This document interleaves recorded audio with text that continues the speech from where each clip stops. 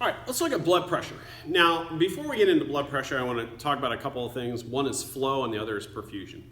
Flow is the amount of blood flowing through an organ, tissue, or blood vessel at a given time. So this is typically measured in milliliters per minute. And perfusion is a flow per volume or mass of the tissue. So that's milliliters per minute per gram. So a larger organ could have more flow but less perfusion than that smaller organ.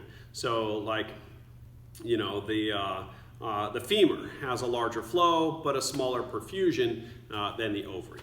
All right, let's look at arterial blood pressure, BP. So arterial blood pressure rises and falls in correspondence to the cardiac cycle. All right, so a couple things that we're looking at here. One is systolic pressure. That's a maximum arterial blood pressure during ventricular contraction. So when the ventricles contract, they're pushing blood into the blood vessels. So there's more blood in the blood vessels, so the blood vessels expand because of that. Okay? So, typical systolic pressure is 120. Next is diastolic pressure. This is the lowest arterial blood pressure during ventricular relaxation. So the ventricles are relaxed, blood is actually pouring into those ventricles. So that means there's less blood in the arteries. If there's less blood in the arteries, then the blood pressure is going to go down. And because of that, the blood vessels recoil.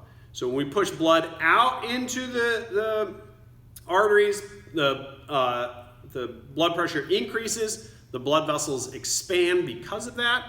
And so when the blood flows back into the ventricles, the blood vessels recoil because less blood is in those blood vessels. And this is what is known as the pulse. That's the alternating contraction and recoiling of the arterial walls due to that. Now, as I said, systolic pressure is typically 120. Diastolic pressure is typically 80. So these are measured in millimeters of mercury. Okay, let's look at influences on blood pressure. One is blood volume. So the blood volume is the hematocrit and the plasma. So it's about 5 liters for most of us, about 8% of our body mass. And here's the thing, if you have more blood in the same amount of tubing, well, your blood pressure is going to go up. So you have a higher blood volume, you're going to have a higher blood pressure. If you decrease your blood volume, you're going to decrease your blood pressure. So one of the things they give to people who have high blood pressure is they give them a diuretic. Diuretics make you urinate more, so you get rid of more fluid out of your body. Another thing they tell you is to avoid sodium, because sodium causes us to retain more water. Taking more sodium, you're going to retain more water. So if you have less sodium in you, you're going to retain less water. Another influence is heart action. So one of this is stroke volume. We've talked about stroke volume. That's how much blood we pump out of the ventricle with each contraction. And next is cardiac output. So cardiac output is looking at stroke volume times the heart rate. So how much blood we're pumping out of the heart per minute. So our cardiac output equals our stroke volume times our heart rate. So if our stroke volume or our heart rate increase, our cardiac output is going to increase, which means there's more blood in our blood vessels, so our blood pressure is going to increase. Next is peripheral resistance. So I don't know if I have pictures on any of this stuff, but peripheral resistance, this is a friction between the blood and the walls of the blood vessels. So if our peripheral resistance increases, so does our blood pressure. So this hinders flow. All right. So peripheral resistance is due to a few things. One is viscosity. That's the thickness of a liquid. All right. So that's a resistance to flow. So if our blood is more viscous, it's more thick. So that's going to increase our peripheral resistance. That's going to increase our blood pressure. So if you have more red blood cells, you're going to have a higher viscosity. You're going to have a higher blood pressure. So one of the things they give people, right, who have high blood pressure is they give them a blood thinner. So that thins out the blood. So that decreases their blood pressure. Next is the length of the blood vessels. So the longer the blood vessel, the higher the peripheral resistance. So, if you're taller or you're obese, you're just going to have more tubing. If you have more tubing, you have more contact between your blood and the walls of those tubes. It's just that. Lastly here is vessel diameter.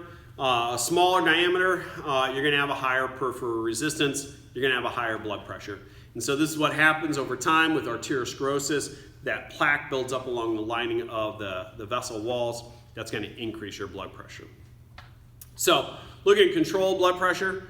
So our blood pressure is equivalent to our cardiac output and our peripheral resistance. So to control blood pressure, we need to control our cardiac output and our peripheral resistance.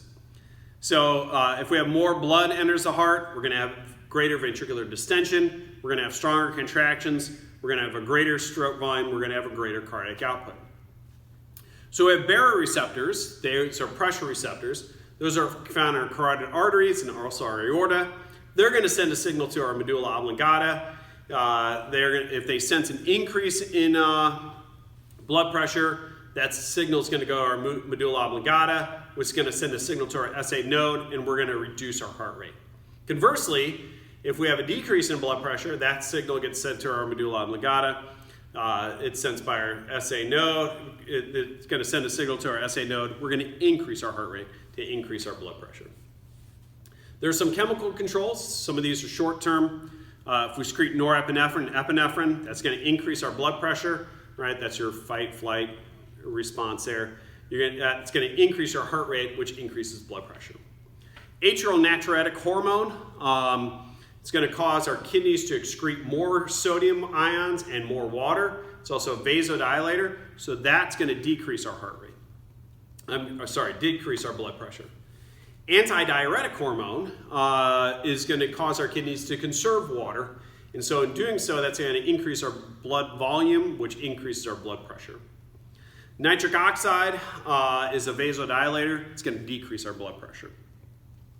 If you look at chemical controls long term, one is the angiotensin mechanism. We're going to talk about this later on this semester. Its overall effect is to increase blood pressure.